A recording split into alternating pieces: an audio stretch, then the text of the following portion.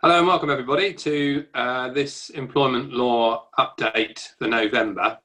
Some of you will have watched our previous webinars of this kind, and the purpose of today, what we try to do is keep this as practice focused as possible and also as short as possible so that it doesn't interrupt your day too much, but hopefully you'll get some useful pointers out of it. With me today is Lachlan from the group, Lachlan Wilson, colleague of mine. Lachlan, you there? Can you hear me? Yes, I can hear you, Stephen. Thank you. Excellent, excellent. So far, so good. Well, the purpose of today's briefing, and this month's briefing, is to look at three things in particular. Lachlan's going to cover furlough, the changes to furlough, which is, of course, something that's exercising everybody at the moment. They seem to be changing like the wind, the rules, but Lachlan's on top of it, and he's going to give us all the latest information on that, just certainly the key points for you to take away. And then Lachlan and I are going to talk about a recent case in the EAT, which I think is James Taylor's, Honour Judge James Taylor's debut. Some of you may know his Honour Judge Taylor as a first instance judge at the London Central Employment Tribunal. He's recently been elevated to the EAT, so we congratulate him on that. And he's given a very useful decision in the EAT very recently about amendments, so we're going to discuss that. And then finally, the last section, the third section, I'm going to look at the recent practice direction and guidance from the President of the Employment Tribunals, Barry Clark, on remote hearings and open justice. So, and again, I appreciate those came out in September. You may well have seen things about them, read commentaries about them, but we're 2 months in now, and we can see how the practice direction and the guidance is likely to apply, and is being applied. So it's a good time to take stock in terms of those new changes. And of course, where relevant, I will throw in the changes to the new rules, Employment Tribunal rules, which complement those issues that have arisen as a consequence of the pandemic. So that's the purpose of today. That sets out the content of the webinar. And I think I'm going to turn now to Lachlan to tell us as much as he knows about furlough, which I imagine he won't be able to do in 10 minutes, but he's going to do his best. Thank you, Stephen. Yes, I will do my best.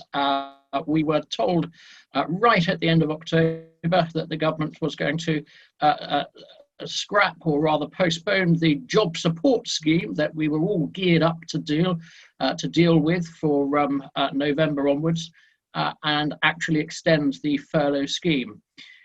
We did, as a Chambers, put that announcement in our November newsletter on the very day that it was expected that more would be announced by the government. That was the 10th of November. Sadly, it wasn't announced on the 10th of November, but what the government have done is they've updated all the furlough guidance as at the 13th of November. So what we're doing today is bringing you up to date as at the 13th of November, the government guidance that's been introduced then. And you should see on your screens the three links that the government guidance is to be found at, the principal links that you'll find the government guidance on. So what do we know, or what did we know as at the 31st of October when the government first announced it? Well, the scheme is to be extended from the 1st of November to the 31st of March 2021.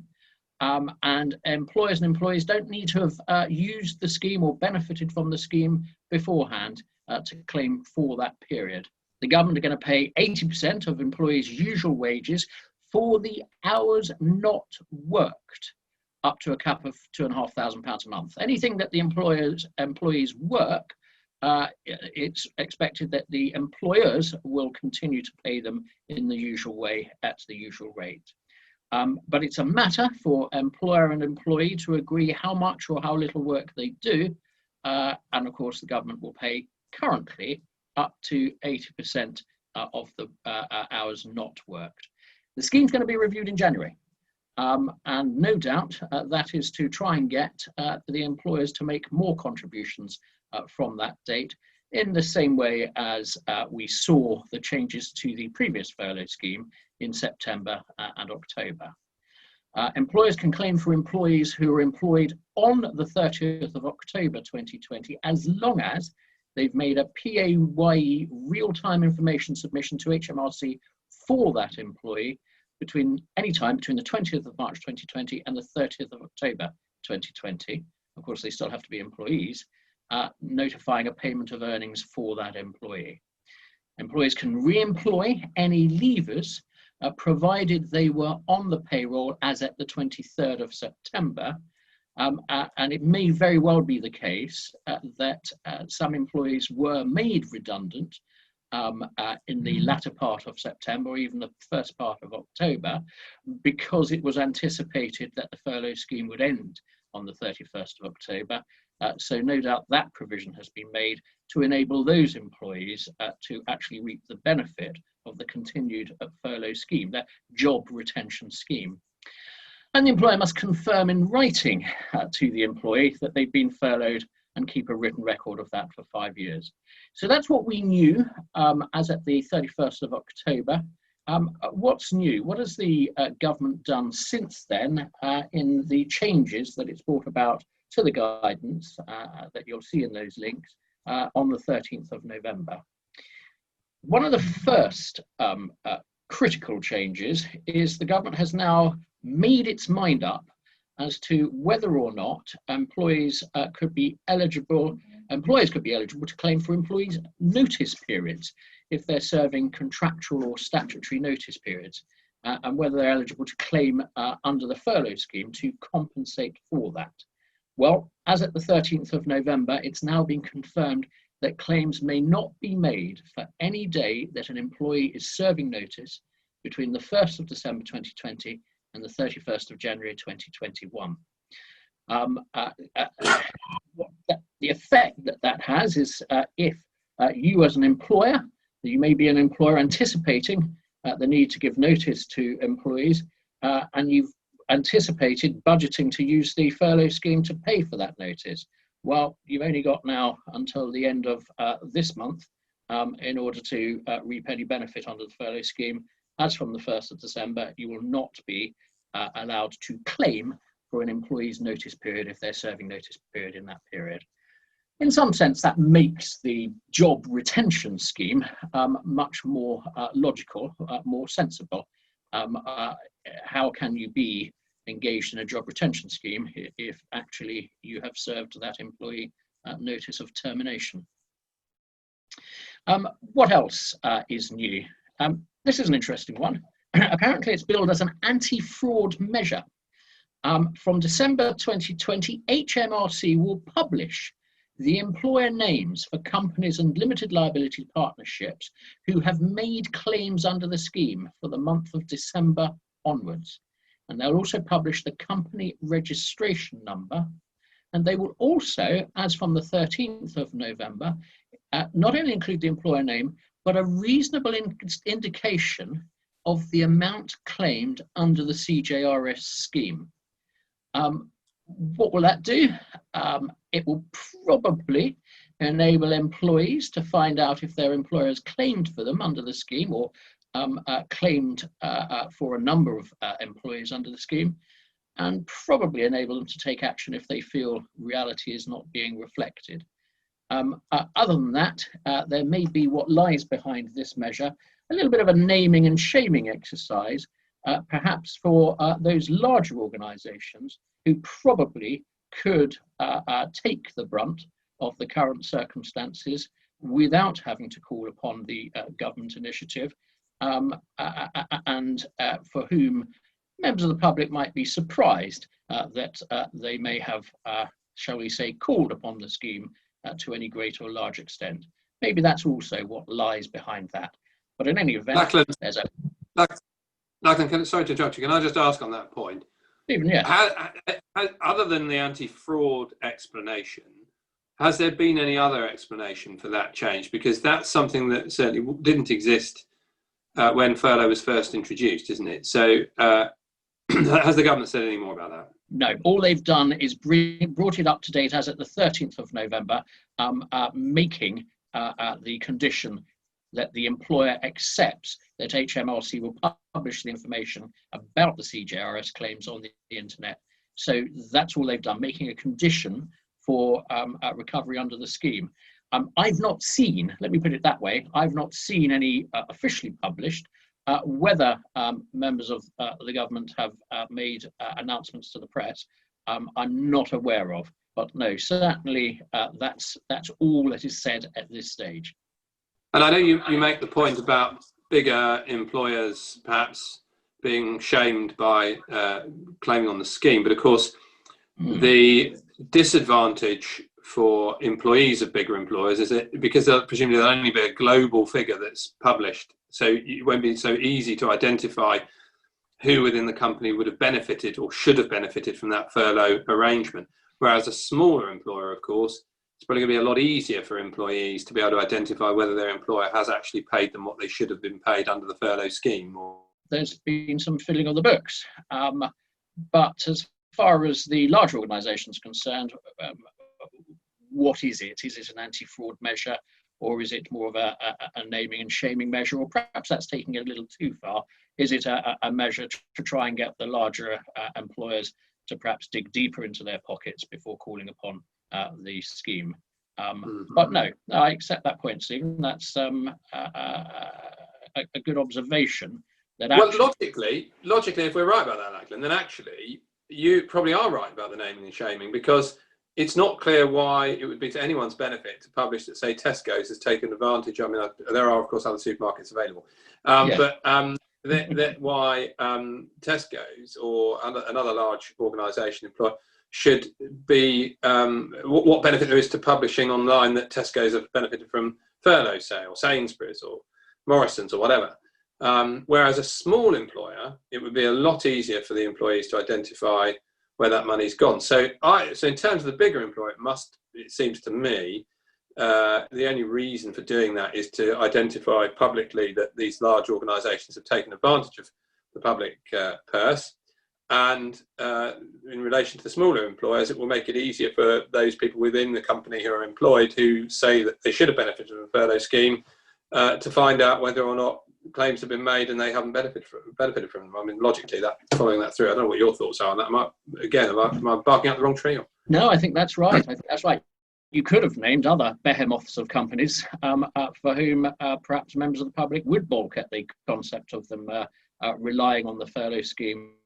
What there isn't, of course, in all of this is open publication of number of redundancies being made by the larger organisations. So there's no open publication of that. Of course, eyebrows might be raised if large organisations are making significant numbers of redundancies and also claiming significant sums under the furlough scheme. But those are all questions, I suppose, that will work themselves out in the wash. We'll see what the information gives us, and we'll draw the conclusions company by company. But I think you're right, Stephen. I think there is certainly a different effect to be had, whether you're a small organisation or a large organisation, by that new measure. Yeah. What else is new? Well, we've got the furlough agreements. They still have to be in place. There's got to be an agreement between the employer and the employee, even if the employer is topping up to 100% of pay. And those records must be retained for 5 years. We always had that. For previously employed employees, a simple communication to extend the arrangements should be sufficient. But if you're flexibly furloughing employees for the first time, you're going to need to advise on the mechanics of the hours to be worked and not worked within the agreement. And it's to be expected that there will be some agreement with regard to that. Employers can agree retrospectively, or could agree retrospectively, to furlough someone from the 1st of November, provided that agreement was retrospectively claimed before the 13th of November.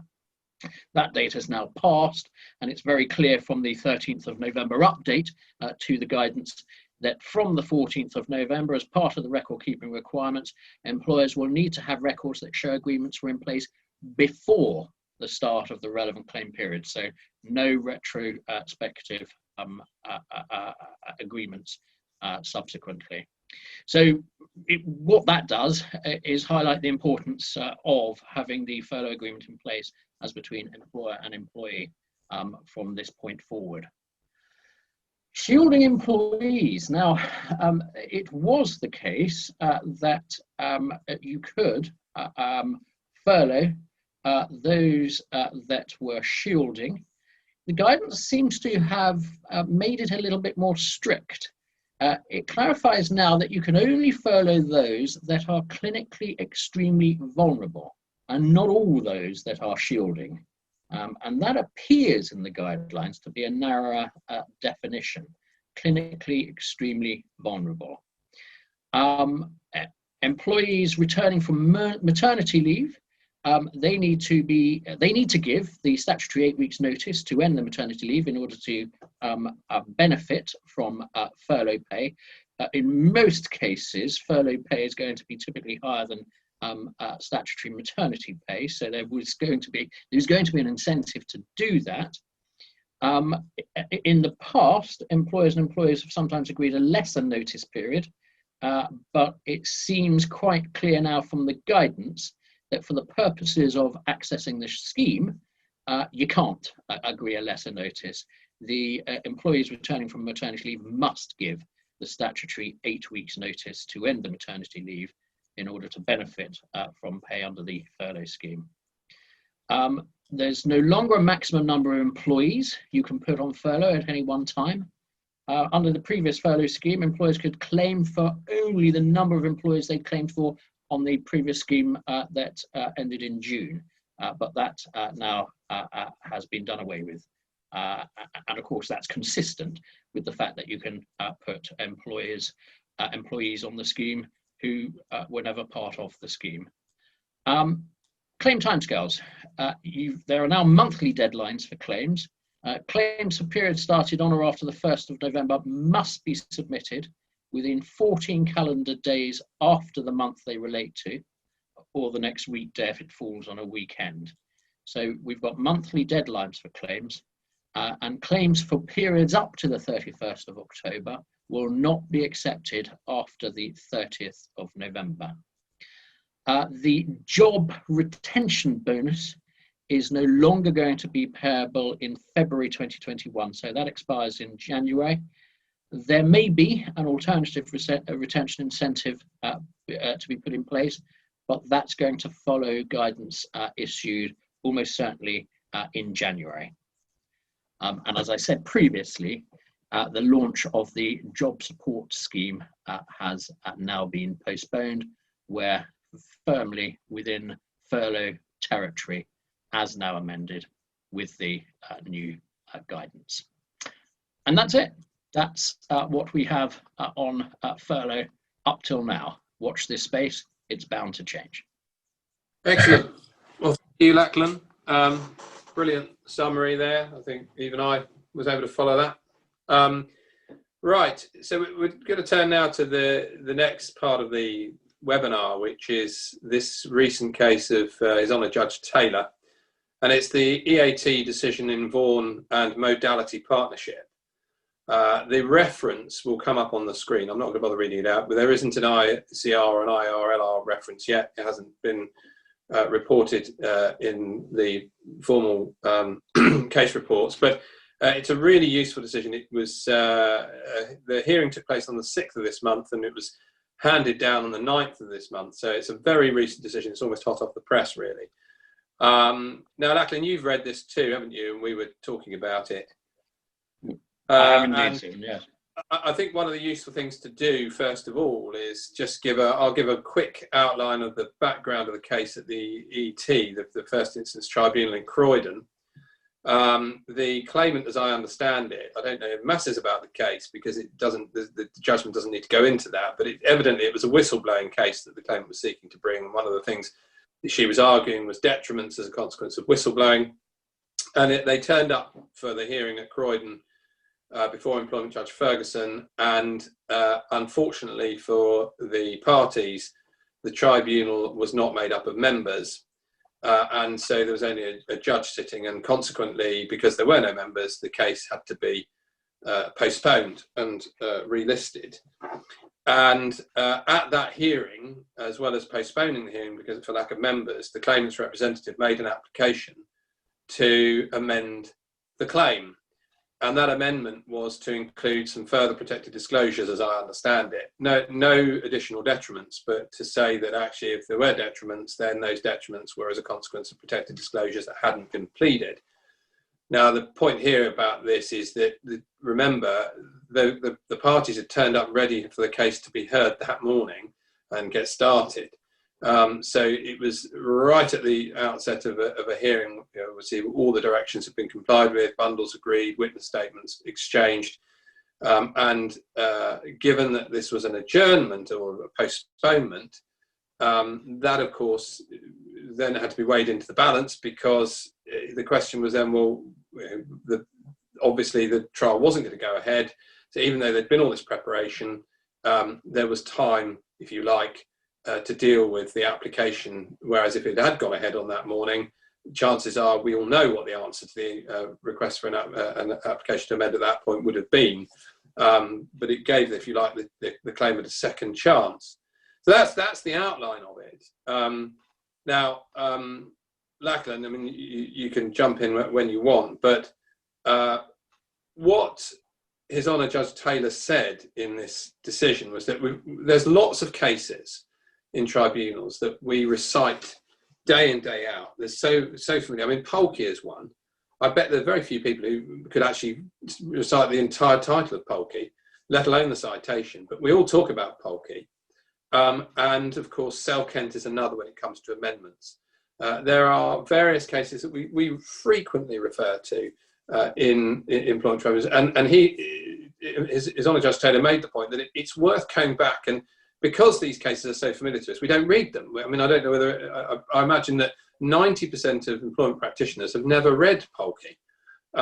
They just know the principle. And so this is the point that His Honour Judge Taylor was making, was that everyone comes along and cites Selkent applications for amendment, and they talk of it as if it's a checklist exercise. And he said there needs to be a rethink in terms of the approach to amendments. And actually, the approach is not, Selkent is the second part, if you like, of where you should be starting with applications to amend. That's right, Stephen, isn't it? Sorry, I was going to say he brought the focus back to the practical consequences, didn't he, of allowing the amendment, rather than going through a tick box exercise on individual issues. Yeah. I mean, he talked about all the earlier cases before Selkent, the well-known ones, Brent and Fuller. But more importantly, there's the Cocking case. So, I mean, all those cases where these decisions were, Cocking and Sandhurst, where that's the start. The starting point with an application to amend is the core test in an amendment application is the balance of injustice and hardship in allowing or refusing the amendment. That's the test. It's not about Selkent. It's that you go back, and that was actually a principle that was effectively established in Cocking and Sandhurst, which was long before Selkent. Parties should start, he said, this is His Honour Judge Taylor, he said, parties should start by making submissions on specific practical consequences of allowing or refusing the amendment. The Selkent factors are not, and I'm paraphrasing here, are not a tick box exercise. They're not a checklist.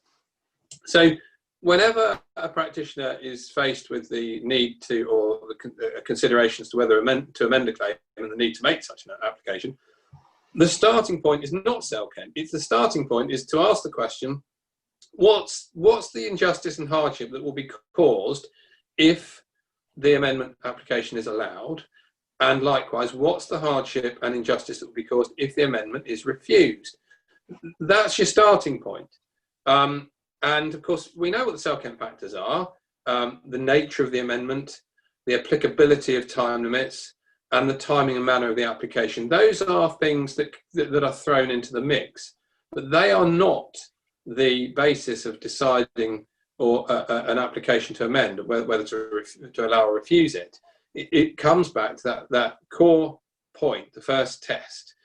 And I thought what was really interesting, Lachlan, I don't know whether you agree with me on this, but what was interesting about His Honour Judge Taylor's decision is that he made the point that if a list is appropriate, and I'm almost quoting from the judgment, if a list is appropriate, it's a list of pros and cons that should be made. Not a list of, not the Selkent list, if you like, but actually what you should be doing as a practitioner is listing the pros and cons, and it's considerations of both sides of the ledger, both quantitatively and qualitatively.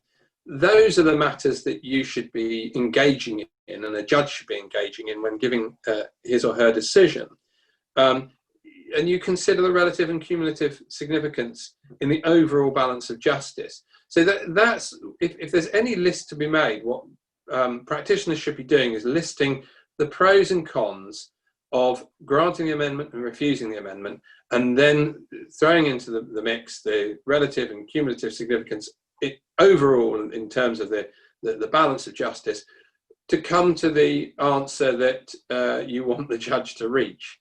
And again, there's some really useful instruction, in my view, in this judgment in paragraph 21 and 22. Again, I know you when I was talking to you about it, Lachlan, you said that you'd picked up on this as well, particularly paragraph 21. I'll read it out, Lachlan, and then you can comment on it when I've read it. But he says here, if the application to amend is refused, how severe will the consequences be in terms of the prospects of success of the claim or defence? If permitted, what will be the practical problems in responding? This requires a focus on reality rather than assumptions. It requires representatives to take instructions, where possible, about matters such as whether witnesses remember the events and or have records relevant to the matters raised in the proposed amendment. Representatives have a duty to advance arguments about prejudice on the basis of instructions rather than supposition. They should not allege prejudice that does not really exist. It will often be appropriate to consent to an amendment that causes no prejudice. This will save time and money and allow the parties and tribunal to get on with the job of determining the claim. Now, I think every part of that paragraph is absolutely key. It's really interesting. I have to confess, as an advocate, I've been trotting in and out of tribunals for 20 years. As a part-time judge, so often, let's keep the judging out of it for a minute, but certainly as an advocate, the number of times I have made representations in an amendment application, either for the claimant or the respondent, depending on whether pro or for an application or against an application, and I would say probably 80% of the time it's been supposition from both sides. It hasn't been on the basis of going away, asking, instructing solicitors, well, is this witness still available? Where are they? What can they recall about this particular matter? Now, it might well be that the reason for that is that sometimes amendment applications are made without the other side even really knowing about it, having much notice, because you turn up to a case management hearing and a party says, well, I want to argue this. I think it was something to do with that. And of course, you won't have time in those circumstances to go away and take instructions. But I think it's really important now that parties, given that an amendment application usually has to be, well, it should be done in writing, and there's an obligation on a judge to ask the party who is making an application to amend to set out what they want the amendment to be in writing. So you should have notice of it if you're on the other side of it, and you should go away and investigate that, seems to me. I don't know what you want to say about that, Lachlan. No, absolutely. I loved the judge's focus on the reality of the situation as distinct from assumptions. I mean, it could very well be that there are still witnesses available to provide evidence for the respondents. So it shouldn't be assumed that just the passage of time would make those witnesses difficult to get hold of. But I think there's something else that he also brings out in this judgment, and it's something that affects us all as well. And it's the importance to come clean on your reason for seeking the amendment if you are, for example, the claimant seeking to amend. Particularly paragraph 41 of his judgment, where he deals specifically with the potential reasons that you could come forward seeking the amendment, and talks about public interest disclosure cases. And he says the focus should not be on how many disclosures can be asserted and how many detriments can be alleged, but on which disclosures are likely to be shown to have given rise to a detriment. Litigants in public interest disclosures cases often feel with detriments and disclosures, the more the merrier, throw it all in. whereas a focus actually on the principal disclosures that caused or resulted in the detriment is more likely to bear fruit. And the reason that he goes into that level of detail is because if actually you've realised, either on a disclosure exercise or looking at the other side's witness statements, that you have not pleaded your relevant disclosure that might actually have caused the detriments that you've been complaining of all along, you've got to come clean with that, because of course that then sets up the prejudice that there would be to the claimant if denied the ability to have that relevant disclosure put in. In fact, Judge says, the fact that all relevant detriments are pleaded does not assist a claimant if the disclosure that resulted in them is not pleaded.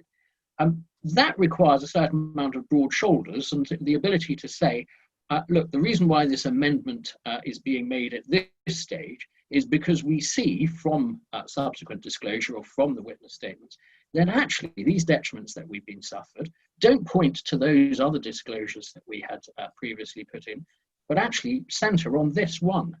What that requires is, as you're saying, Stephen, an absolute appreciation of the reality of the situation, so that the tribunal see that by depriving the claimant of adding that additional disclosure, they are pulling the rug from under their claim and their access to justice. And that then makes that claim so much more sustainable. So it's about coming clean, but it's also about facing up to the reality as I see it. And it's a good judgment in that respect. Yeah, I mean, it's interesting you say that about coming clean, because the point, and also it's interesting you say about the, if I can use the, I think really what was being hinted at there is the scattergun approach. Yeah. That is often applied. And we were talking again, I did the breakfast seminar, webinar for September, the case law review for September. And we talked about C&D in that seminar. And of course, that was a different judge talking about the nature of pleadings and the fact that they become so narrative.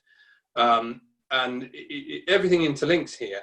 There is a temptation to throw everything in. And what's very interesting about this is that actually, one of the reasons I think why His Honour Judge Taylor felt the need to comment on this is because one of the arguments on behalf of the respondent was that, well, the claimant's got a detriment. She's set out what her detriments are.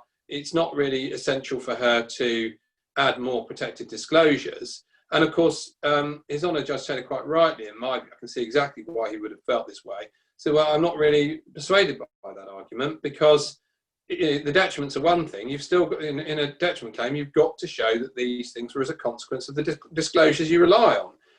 And so often, as we know, lots of disclosure, things that amount to disclosures are pleaded, and then lots of detriments are pleaded. And there's not really any kind of proper correlation between the two, and identifying whether this was done because of something said previously. I mean, it's generally felt that by some, I suppose it would be claimants, that so long as they identify protected disclosures and they identify detriments, they've got a good chance of winning. That's not the way to approach a case at all. What you should be doing is be able to show a clear link between the disclosure and the detriment. So in those circumstances, if you can do that, then if you haven't pleaded the disclosure, there's a much greater chance you'll get the amendment through, because this is what His Honour Judge Taylor was saying. If you come to the tribunal with an amendment application and say, look, we've now got this disclosure, and we've seen this email, we've never seen it before, it was only after disclosure. Suddenly we realise that a day after the claimant went to so-and-so and said this, that person behind the claimant's back went off and said, we've got to get rid of this individual, we've got to demote them, or whatever it might be. And that's what's not happening. And I mean, I know there's been a push in tribunals with cases of discrimination, taking that as an example, to say, pick your best 10. It can be difficult for parties to pick their best 10 at an early stage, but what is unforgivable is if you've not picked your best 10 and you've thrown a whole load in, when you then get to a later stage, a disclosure, and you realise that there's something either missing, or frankly, you've put too much in there, and a lot of it is irrelevant, you should be really whittling your case down, and the respondent should be whittling its case down as well, so that these things become proportionate and manageable. And I think this is I think the way the EAT is going to start approaching these things, it's going to become much more of a trend now to encourage parties to get much more focused on their cases. And if you need to use the amendment process to do that, then that's not necessarily a bad thing. But I don't think you're going to get much sympathy from first instance tribunals or the EAT if you're simply adding in things that you should have thought about in the first place, or that where you've delayed and not properly explained why it's necessary to put those things in. You've got to go to the tribunal with a very good reason as to why an amendment is necessary, and as a respondent you've got to go to the tribunal with a very good reason explaining why, if that amendment is granted, it will cause you significant prejudice to the point that it shouldn't be allowed. That's the message underneath. And just finally on this case, I mean, I mentioned paragraph 21. Paragraph 22, it's really interesting because it comes back to your point, Lachlan, about being brave, I suppose, and coming clean. There is, of course, a risk to that because, and this is a point that His Honour Judge Taylor makes in paragraph 22, he says, submissions in favour of an application to amend should not rely only on the fact that a refusal will mean that the applying party does not get what they want. The real question is, will they be prevented from getting what they need? So it's not about want, it's what you need, not what you want. This requires an explanation of why the amendment is of practical importance because, for example, it is necessary to advance an important part of a claim or defence. This is not a risk-free exercise as it potentially exposes a weakness in a claim or defence that might be exploited if the application is refused. And I pause there because I think that's a really important point. In this case, we're talking the first instance case, the failure on the part of the claimant's representative was that they didn't actually say why it was necessary to have these additional protected disclosures included in the claim. They'd done the usual thing of, oh, well, there's some more protected disclosures, we'll throw them into the mix. They didn't actually say that we've got these protected disclosures, but we now know that actually it wasn't these at all. It was this other protected disclosure we thought was irrelevant, so we didn't plead it. They didn't do any of that. They just said, oh, there's some others as well, can we throw them in the mix? So, but of course, the problem in these cases is that if you do come clean and you say, we know now that it's this protected disclosure that caused this action, then you are effectively flagging up an obvious problem in your case. And the point about His Honour Judge Taylor makes is that if the application is then refused, no question, the respondent will, in this example I'm giving, will seize on that and say, well, you yourself accept that the detriment had nothing to do with this disclosure, it had to do with something else that isn't pleaded. So that's what he's talking about in the risk. But that's the quid pro quo. You've got to, if you're going to get your application through, you've got to come clean. You've got to explain that. And in most cases, it's likely the interest of justice will probably weigh in the claimant's favour in that situation. And of course, he ends his paragraph 22 by saying, that is why it is always much better to get pleadings right in the first place, rather than having to seek a discretionary amendment later. It all boils down to, when you plead these cases, you need to really drill down with your client what this case is about. You've got to get to the bottom of why do they say they were treated the way they were treated? What do they say was the reason for it? When do they say the change in attitude was apparent? All of that. So that if you get that detail down, then you should be in safe territory when you come to submit your pleadings. Because if you just simply allow the client to just tell you, take a scattergun approach and tell you all these things without actually you testing them and saying, well, why do you think that you were overlooked for promotion because of such and such and such and such? You've got to really test them on it and get to the bottom of why they say they were treated the way they were treated, because otherwise you're going to be faced with one of these amendment applications later on when disclosure comes through, perhaps, or afterwards, and it's going to be much harder to get your case in shape, and there are much greater risks at that point. And paragraph 48 of the judgment emphasises what you would need to have to explain if you're having to make this amendment application. For example, the most convincing explanation of why, if the new disclosures are so important to the claim, they'd not been pleaded at the outset. So that underlines your point, Stephen, that the emphasis is very much get it right first time. But if you don't get it right first time, explain why you didn't get it right first time. And then the injustice that may or may not have on your client's case then becomes a weighting factor into the balance that the tribunal are then forced to perform, the balancing exercise that they must perform in favour of justice. Yeah. Yeah. Okay. Well, I think we've chewed the fat quite nicely on that recent decision on amendments. I think it's certainly one that will be reported eventually, and I imagine it will make its way into the commentaries, into Harvey's and various other commentaries. Really useful, really helpful. Let's hope we get more from His Honour Judge Taylor along those lines, because we could all do with a bit of steering and guidance when it comes to how to manage tribunal claims. Okay, so we're then moving on to the final part of the session, which is to look at the practice direction from Barry Clark, the President of the Employment Tribunals for England and Wales, on remote hearings and open justice. Of course, this was a practice direction that was issued on the 14th of September, along with presidential guidance on remote hearings, remote and in-person hearings. Now, of course, they were both really geared towards the current pandemic and the problems that has posed for access to justice, particularly workplace justice. But of course, it's across the board. But we have the CVP system now up and running. I think there'll be very few practitioners who haven't had some kind of involvement with CVP now.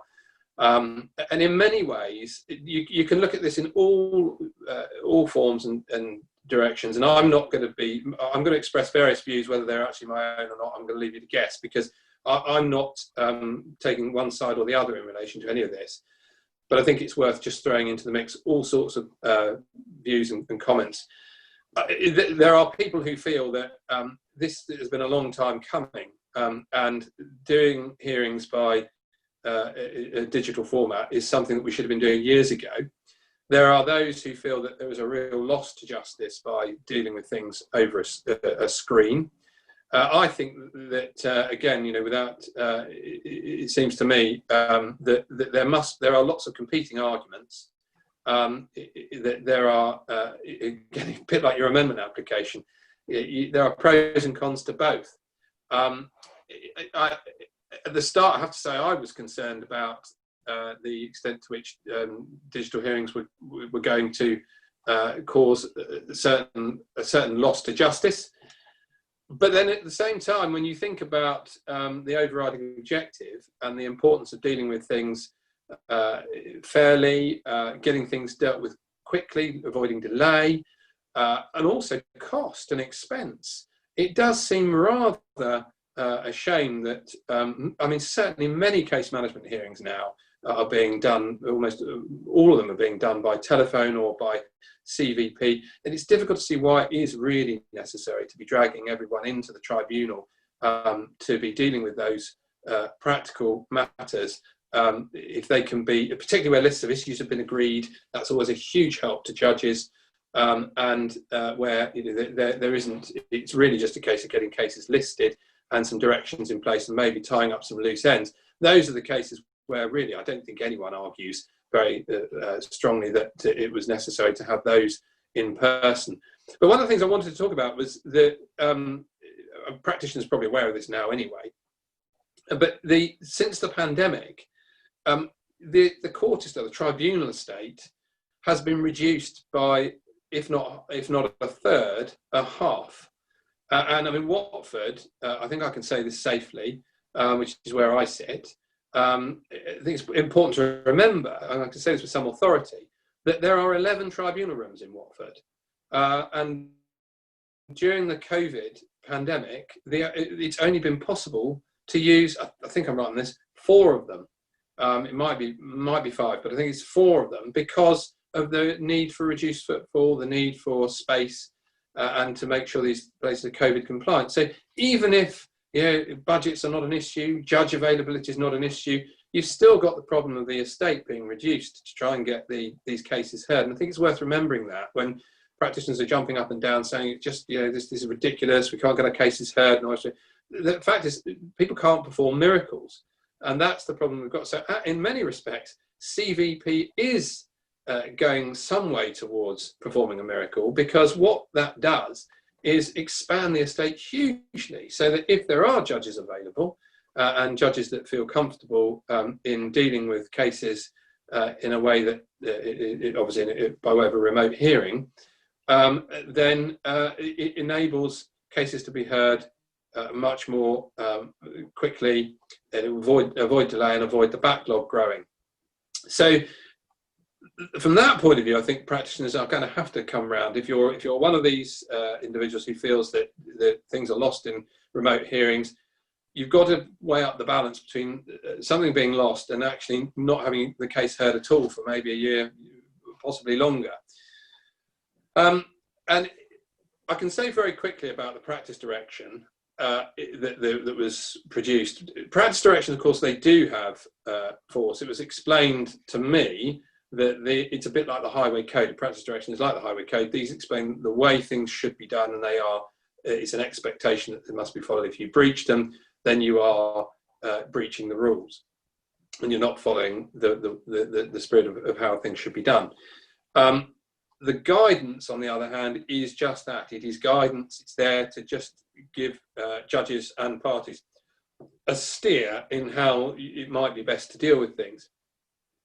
And I can deal again very quickly with the practice direction in terms of its content, because actually for practitioners, I don't think it's going to be particularly illuminative. It's more geared towards the press, the public, and how the problems with remote hearings are overcome in terms of open justice. Because one of the big issues when this pandemic hit and the tribunal shut was that if you did a case over the telephone, and some cases for example, applications to strike out or deposit orders were okay because those, of course, can be done at case management hearings. The rules are slightly different, but strikeout, of course, has to be an open preliminary hearing, and that should be open to the public. And the problem is, if you're doing it by telephone, how do you deal with the issue of whether members of the public could actually be part of it?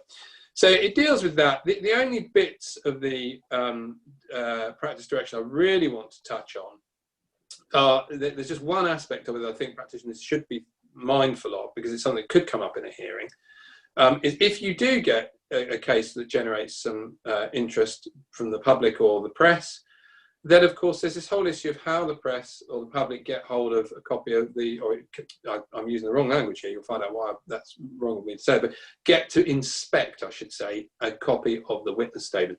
There's no entitlement for a member of the public to have a copy of the witness statement, but there is an entitlement for members of the public to inspect the witness statement. And of course, that's one of the problems that has been identified with remote hearings.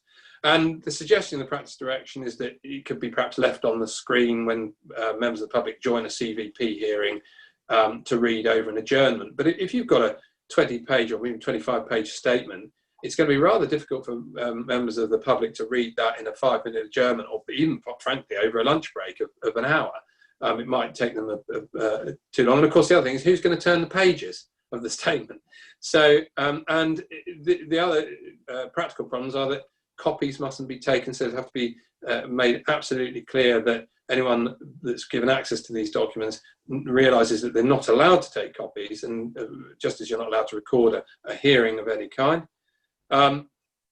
So as I say, one thing that you need to think about as practitioners is, if you've got a case that's going to involve some public, have some public involvement where people will be interested, members of the public will be interested, or the press, you might be asked by the judge, well, how are we going to deal with that problem about witness statements? And it might be that you need to make facilities available for members of the public to be able to see the witness statement. Of course, that's one of the changes that occurred in the new rules to Rule 44, which is all about this, which said that whilst you should ordinarily have inspection available, witness statements available during hearing, actually it can be done after the hearing, possibly before the hearing. And one of the suggestions is to have a web page that people can go to read those statements if need be.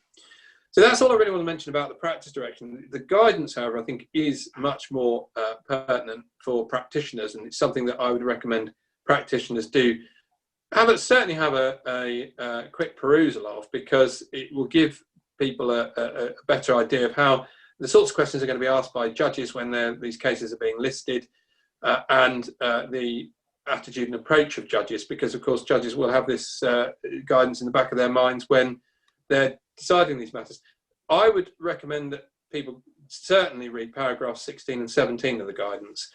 that deals with the sorts of situations where that will determine how the case should be heard. Of course, there's three ways you can have a case heard now. You can have it entirely remotely, entirely in person, or what's being described as hybrid, so a mix of the two.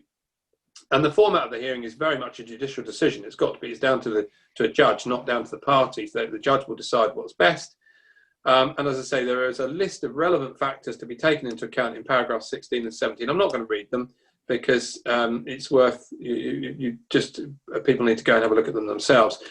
If you're about to have a case management hearing and you've got a particularly strong view on how the case should be undertaken, you will need to engage with those paragraphs in the practice guidance, so in the presidential guidance. The other important aspects of the guidance that I thought was worth just drawing out in the last 5 minutes of this discussion is that the witness statement and the bundles need to be provided. I think everybody knows this now probably, but in case you're not aware, have to be provided in PDF format where at least one party is professionally represented.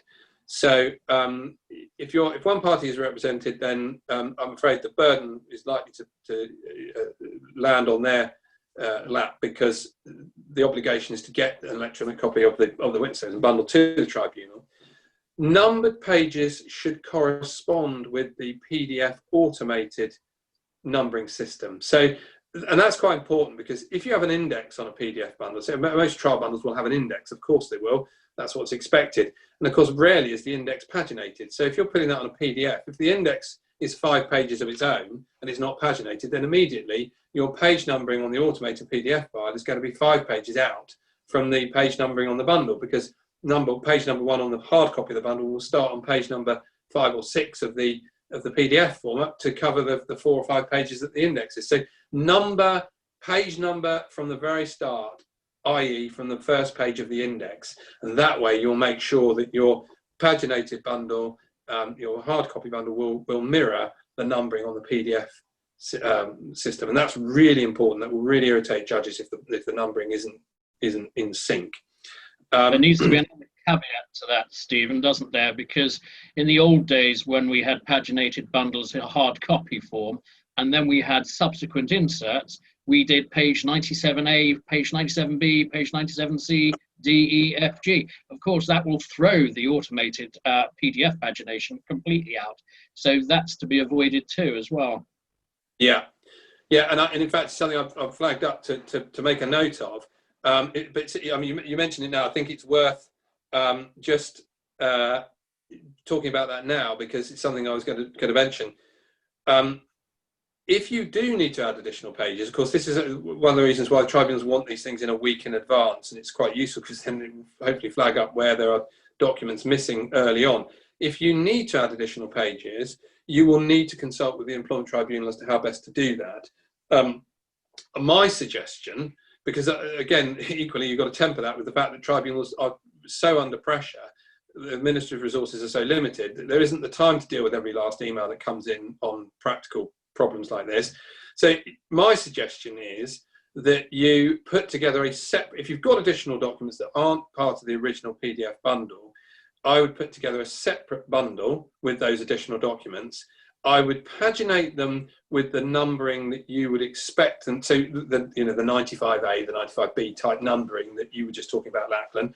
I'd paginate those, and then this is where I depart from what I was saying a moment ago about making sure the PDF automated page numbering matches the numbering on the bundle, because if it's additional documents and if it's a PDF with additional documents in, I think you can be forgiven for that, because you will want to put the page numbering where you say these documents should have appeared. And that actually will then give some instruction to the tribunal and the judge whereabouts these documents should have fallen in the bundle. But what I would not do, and I absolutely discourage this, is for parties to start afresh, having sent in a PDF bundle with the documents, then realising that there's pages missing, doing another bundle, and then sending that in the day before and say, oh, this is the updated bundle. Do not do that. You send the bundle in, that's the original bundle, you send in a separate PDF bundle with the additional material in that you want to include in the original bundle. That's the way I would do it. I could be wrong on that. I might be shouted down if somebody from the administration is watching and says, we don't want you to do it that way. But that's the way I'm suggesting it should be done. And I hope I'm saying it with all good faith, that I think that's the sensible way to deal with it. Bundles, well, we're talking about bundles. If they're supposed to be, if the PDF, they're supposed to be in a form that can be searched. So you're probably aware that there's this process where they can be read by the software, and you can do find and search and that sort of all those sorts of traits in terms of being able to manage the bundle. So that's something that you, if you've got the facilities to do that, as if you're a representative, you should do that. The bookmarking is a very useful thing to do on a PDF bundle. Most PDF software will allow you to do that. So mark up down the side, there's obviously a margin on the PDF bundle. And if you can mark up the really key documents like pleadings, dismissal letter, appeal letter, that kind of thing, all those sorts of documents, grievance documents, that if you can flag those up in a bookmarking column on the left, that's a really useful thing to do. Bundles of more than 20 megabytes are likely to be difficult to send to, or too large to send to the employment tribunal as a single attachment. So what you need to do in those circumstances, again, the guidance suggests this, is to you need to contact the tribunal and find out a way of getting those to the tribunal if your bundle is so big that you can't send it in one single email. The guidance discourages actually lots of separate emails, and it says that that's not really what the tribunal wants. So you will have to make a phone call to the tribunal or email the tribunal and say, what is the best way of getting a large bundle to you? Do you have Dropbox, for example, or something like that? I'm not sure what systems the tribunals have in place, but certainly they should be alive to this because it's in the guidance. When you're sending in the bundles, the subject line for when you're sending a bundle in readiness for a hearing, you need to include in the subject line the case number, a short case name, and the hearing date, which is really important. And also add in the subject of the email remote hearing. That's really important. That will flag up to the administration team that they've got to move on this one, and it might be a hearing that's coming up in the next few days, and the documents need to be forwarded on quickly to the judge and the tribunal members. The other thing, any hearing you should have a PDF bundle, in my view. This isn't in the guidance, but any remote hearing or telephone hearing, it would be very useful for the documents to be in a PDF form, because then everybody's working to the same set of documents. So even a case management hearing, I think it's useful to have a PDF of the ET1, ET3, and any other relevant documents that might have been produced in the meantime. And then the guidance does say parties should forward that PDF bundle 1 week in advance. And also, interestingly, I'm slightly surprised by this, but the guidance does say a paper copy is to be sent to the tribunal as well. And if you've got members on your hearing, you will need to send 3 copies to the tribunal, because it may well be that at the last minute the case is allocated to a judge that doesn't have the facilities, or members that don't have the facilities to be able to deal with this remotely, and they may want to come into the tribunal building and use a paper copy. So that's something that the guidance says you should do as a matter of course. It'd be interesting to see how that pans out over the months to come, whether tribunals actually get to the point where they don't want these bundles being sent in, particularly if cases are going to be dealt with remotely. But for the time being, you're supposed to send in hard copies of the bundle, and that has to be in sufficient time, because again, the risk of infection if you touch the paper copies, apparently the science is that after 24 hours, you are relatively safe to touch paper copies of documents if those documents might have come into contact with somebody who has the infection. But don't quote me on that. I'm going to add a disclaimer here. I have no idea whether that's right or not, but that's what I've heard. And then finally, you need to be said, you really should be sending a paper copy to an unrepresented party, or at least an electronic copy if check with the unrepresented party if they can accommodate an electronic version. And if they can't, then you'll need to send a paper copy. Again, I know it puts a burden on those people who are represented, but it's much better for those people as well who are represented to ensure that whoever they're up against has the same documentation. Because all that will happen if you don't take a pragmatic position on this, if you want to take a point of principle, say, well, why should I have to go to the trouble and expense of preparing a copy for somebody else? Well, the answer to that is, if you don't, and you turn up to a hearing and the papers are all over the place, the hearing's going to last probably twice as long. It might end up being adjourned, might end up being postponed because documents aren't in order. So get the case in shape so that things can run smoothly. That's to everybody's advantage. I think that is a real quick canter through the guidance, but I think that covers pretty much the points that I wanted to draw out for practitioners to remember when they're dealing with remote hearings. Lachlan, is anything in there that you think I might have missed or not explained very well? No, not specifically with regard to the guidance, because as I indicated to you earlier, Stephen, I myself need to do the homework there and go and read the guidance. But one thing the guidance can't necessarily do is do something that I discovered recently on an in-person attendance at Leeds about 6 weeks ago. I used to think that there were certain types of final hearings that could only be in person because you needed to get to see the whites of the witness's eyes, that sort of thing. In fact, I've discovered from my own experience that a lot of final hearings are just as capable of being done remotely. But one thing that I did discover by doing this final hearing was there's an element of client care that you can't give so easily remotely. And it may be that in going forward, practitioners need to think about how they accommodate the client care that they give when they attend a hearing. They're in the mid-morning break or they're in the lunchtime break. They're speaking to their client in those break times, dealing with the progress of the case and how the case is going, and where they think the judge doesn't need to be persuaded, or where they think the judge needs more persuasion on.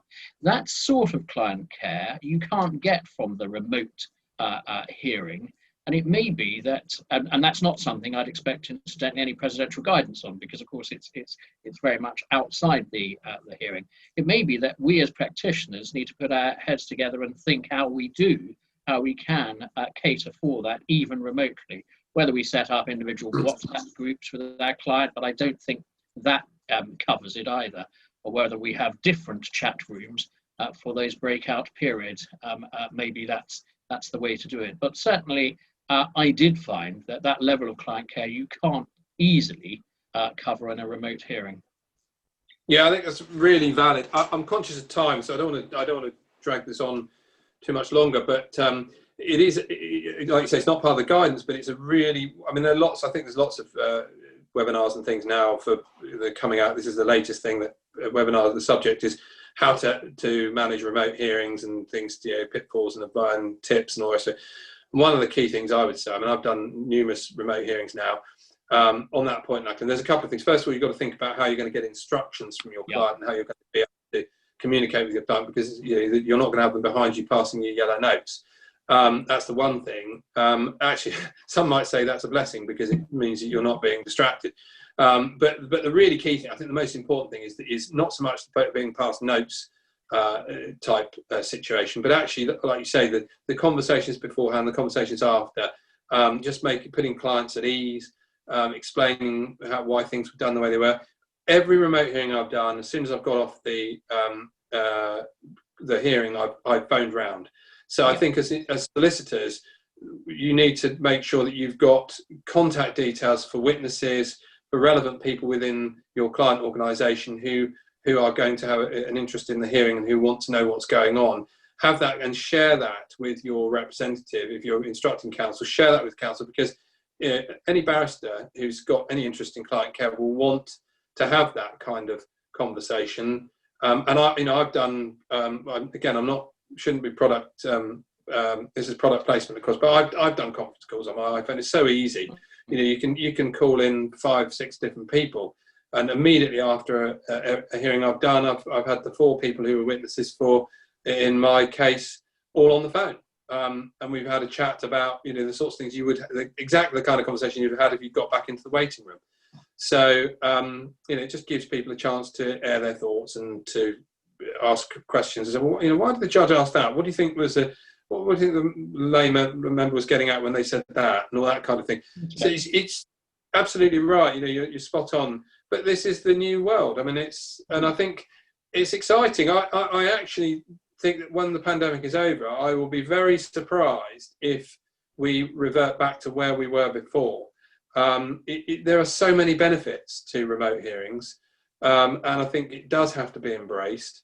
But equally, there is what must never be compromised is justice at the end of the day, and it's got to be what's right for justice. And it is a judicial decision at the end of the day how cases are heard, and that's got to be right. Anyway, I think that probably brings our half-an-hour discussion, Lachlan, to an end. And as true barristers, I think we've managed to extend the half-an-hour discussion to an hour. We had our lawyers' watches on, as you know, just when we were asked how long we're going to be in submissions and how long we're going to be in cross-examination. We give our time estimate, and what you should always do is double it. So there we are. We certainly did, but we ended on a high note. We ended on justice. Yeah, well, that's what we're here for. All right, good to see you. And you. Bye-bye. Bye-bye.